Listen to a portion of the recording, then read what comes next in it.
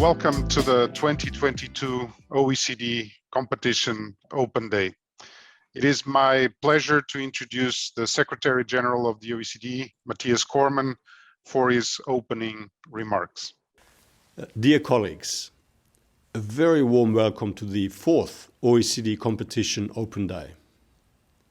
Competition policy is one of the most important tools to support well-functioning markets, to deliver sustainable economic growth, and indeed to secure continued increases in living standards. It fosters innovation and ensures better use of public funds via public procurement. It rewards the most productive and innovative business ideas and encourages investment in future growth and success.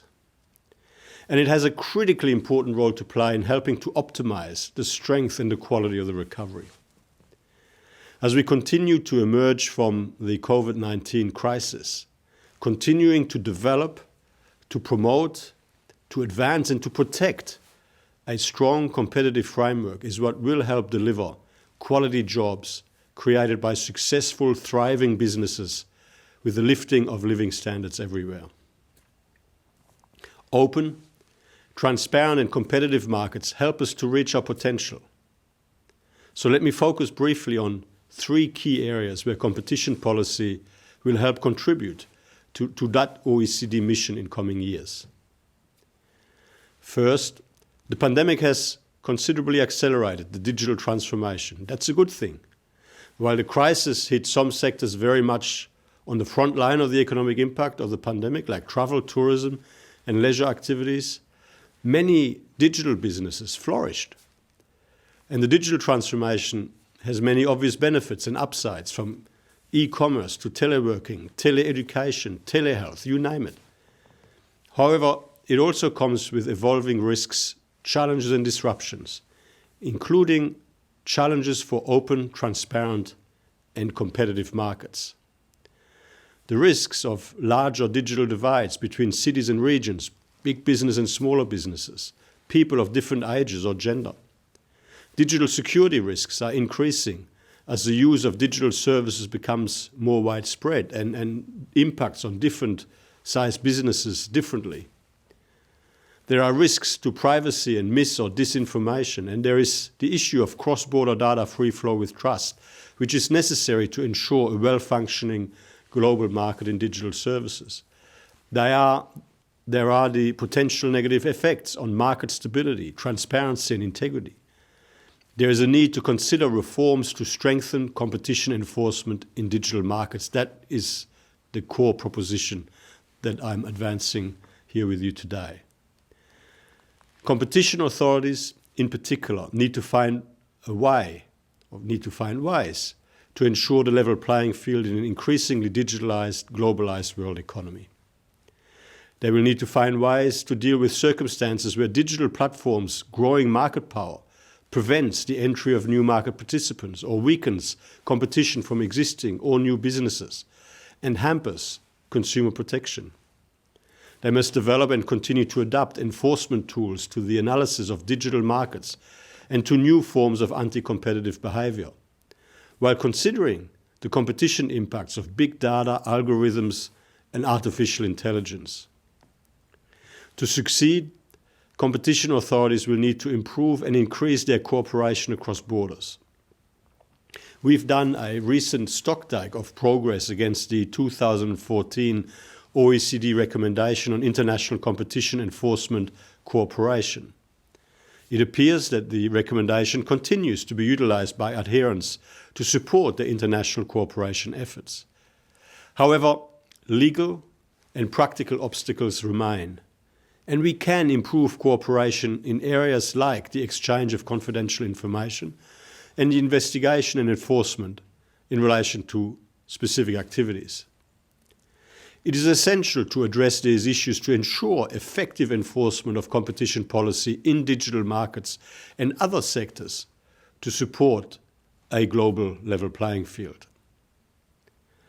Second, competition and competitive neutrality will continue to be important to make the economic recovery sustainable.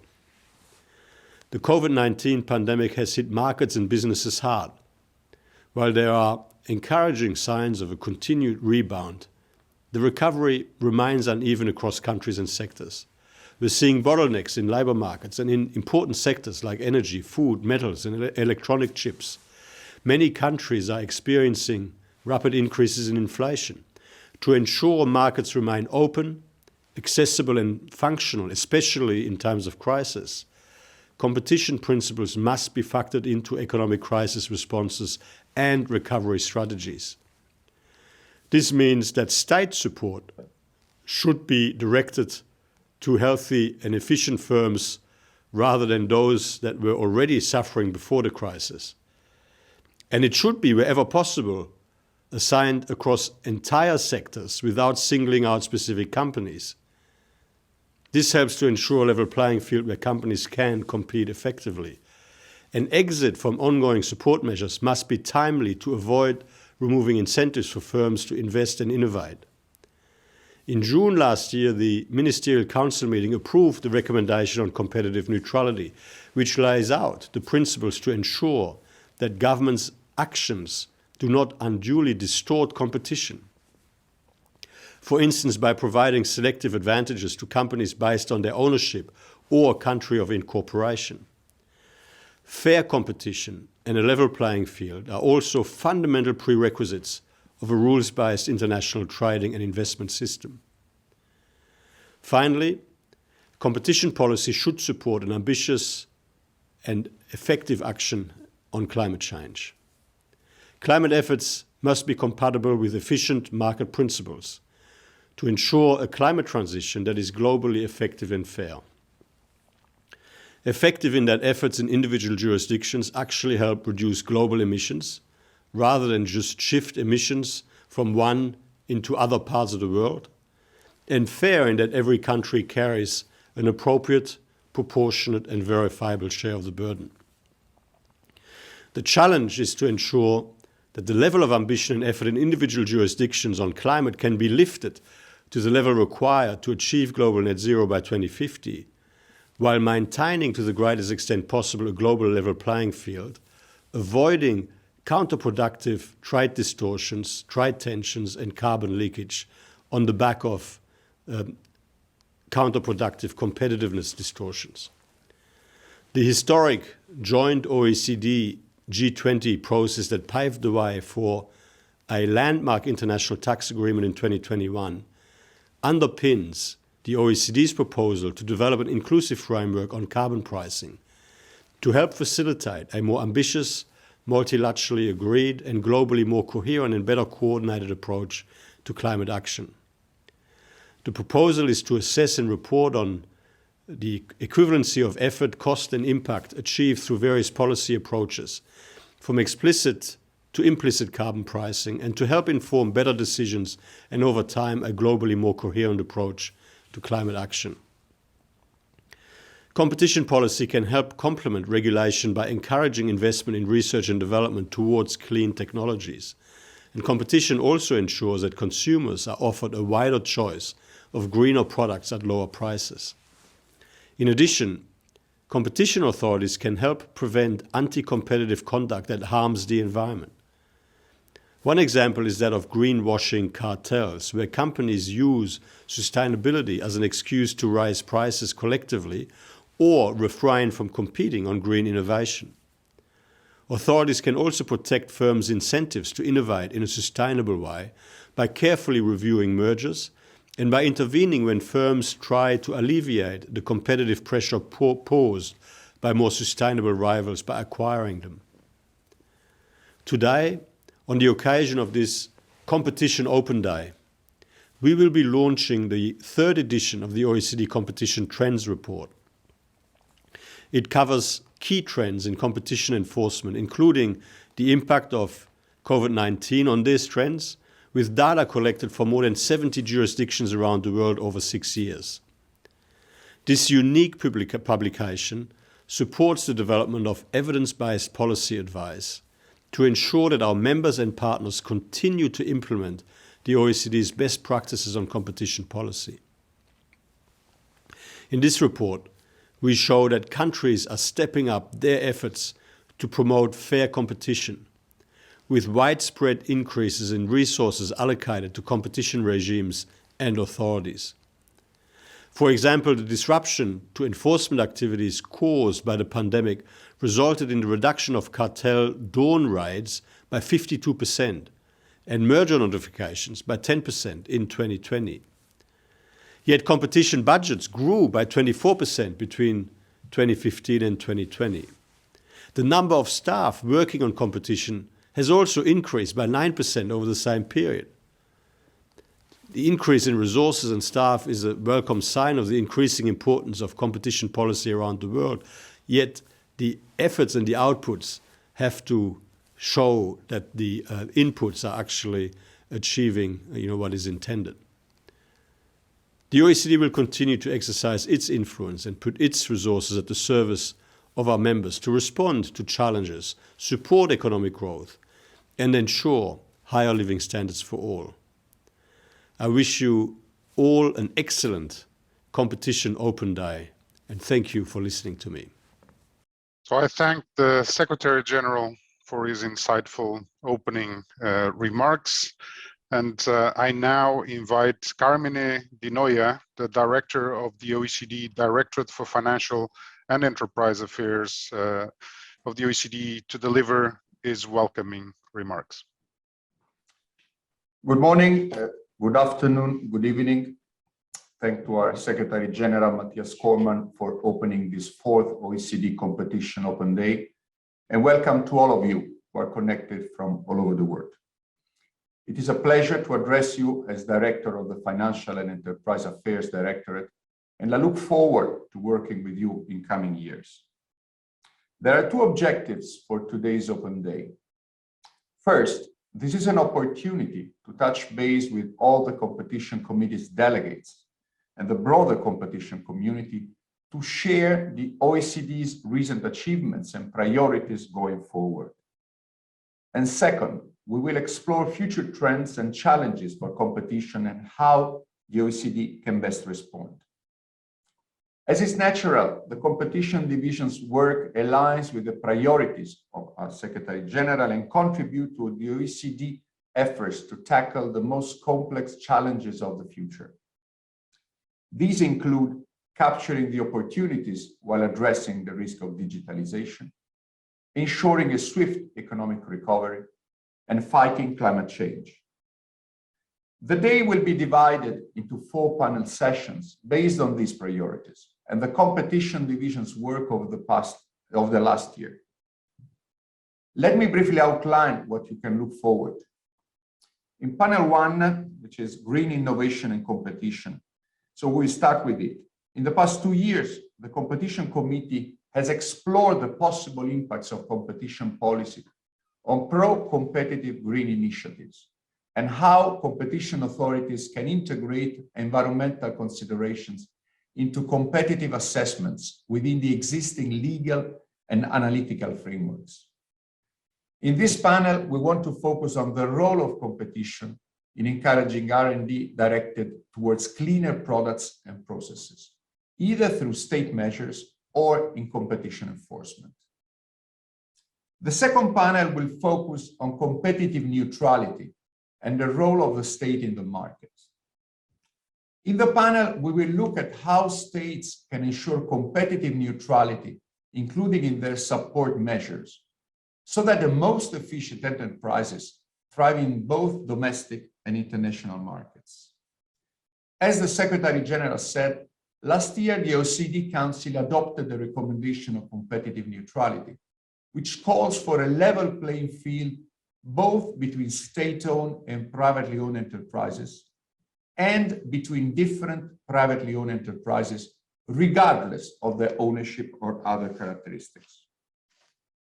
To this point, I want to highlight the Competition Division's work with ASEAN over the last 3 years to review competition and competitive neutrality within the logistics sector, with thanks to funding from the United Kingdom. The recommendations resulting from these reviews will help support a quick economic recovery in the region. After panel 2, we will have the pleasure and great honor to to hear from our keynote speaker, Professor and Nobel laureate Joseph Stiglitz, who will speak about the future of competition policy and the challenges we are facing in both policy and enforcement. Then the second part of the day will focus on digital markets. In panel 3, we will tackle the very complex debate concerning regulation and competition enforcement in digital markets. We will look at the experiences of competition authorities and the regulatory approaches taken in some jurisdictions to deal with specific conduct by large platforms, touching on the assessment of potential competition, blocking killer acquisitions, and designing appropriate remedies. The fourth and last panel of the day will focus on competition, media, and digital platforms, discussing the competitive dynamics between media and digital platforms, competition in online advertising, as well as some interlinked policy issues relating to the future of news media online, the curation of news content, and the protection of user data. The OECD work on this topic and a wide range of other issues relating to digital markets can be found in the OECD Handbook on Competition Policy in the Digital Age, published today on this OECD website. I would like to note briefly some of the other key achievements of the competition division since our last open day. First, in early 2021, the division published a comprehensive report on international cooperation, jointly with the International Competition Network. The report highlights the breadth of meaningful exchange and cooperation between agencies, but also identifies persistent legal and other barriers, which the Competition Committee is focusing on. Second, the division continued to promote competition via peer reviews of competition law and policy in the Eurasian Economic Union, Tunisia, and in Ecuador, as well as competition assessment and other projects in Brazil, Colombia, Tunisia, and Ukraine. And third, the division continued to promote OECD standards and international best practices via our OECD regional centers, as well as our annual Global Forum on Competition and regional competition meetings in Latin America and Caribbean competition, Middle East, North Africa, and the Asia Pacific. Lastly, I'm especially proud that our Secretary General has launched today the third edition of the OECD Competition Trends publication. This unique publication features analysis of trends in competition enforcement activities and the resources of competition authorities across more than 70 jurisdictions around the world from 2015 to 2020.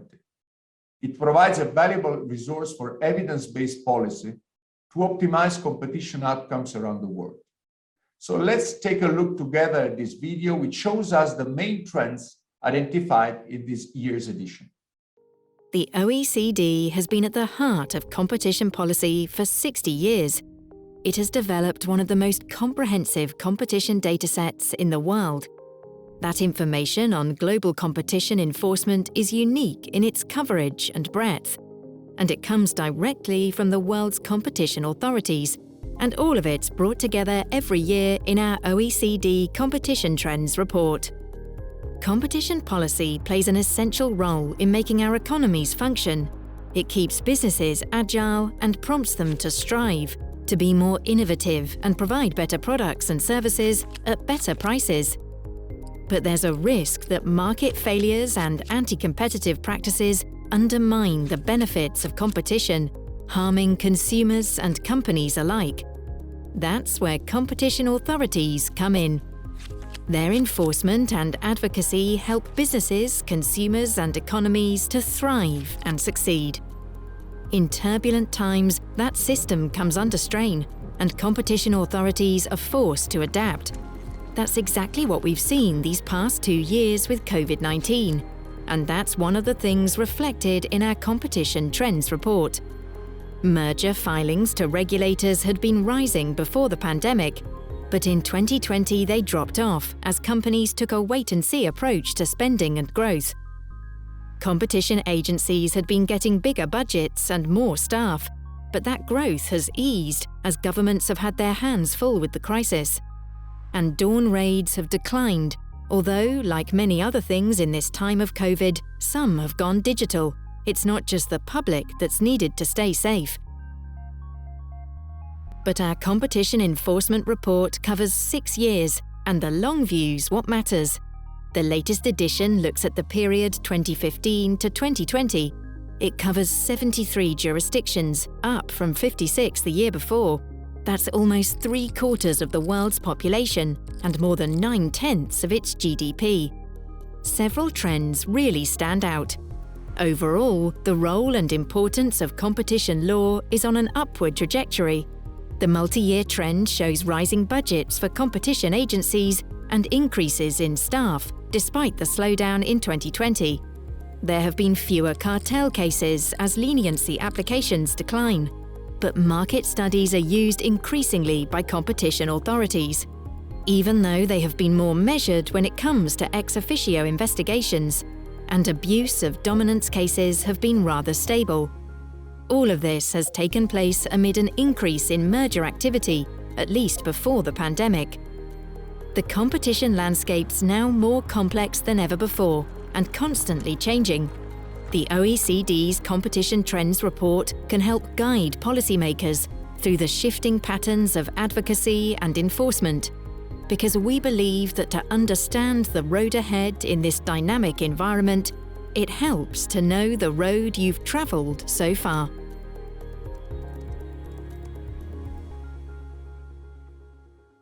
Okay, I hope you like this video. And so we go to the conclusion. So ladies and gentlemen, colleagues, the competition division and all its excellent colleagues remains committed to shaping better lives by proposing evidence-based policy, by identifying best practices in various areas of competition, and by shaping the dialogue between different regions and countries.